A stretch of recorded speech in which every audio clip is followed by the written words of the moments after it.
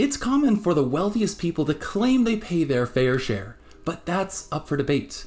Not because of some liberal agenda that needs more funding, but because our global tax systems rarely account for the environmental impact of our lifestyles. Best showcased by the fact that approximately 70 million people on Earth create 15% of total emissions, meaning the top 1% may be paying some taxes in their country, but they aren't paying for the shortages or damage this kind of consumption will lead to across the world, even if they agreed to foot the bill.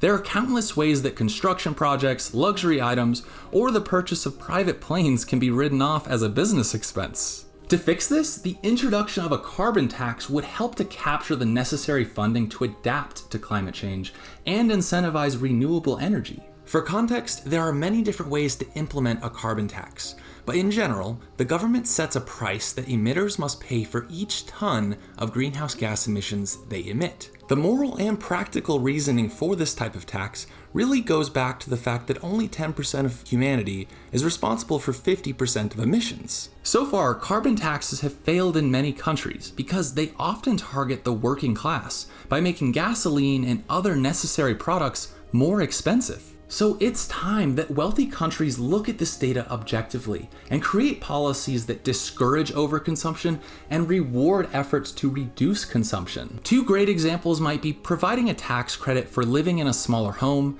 buying an electric bike, or using a train for long distance travel instead of a plane.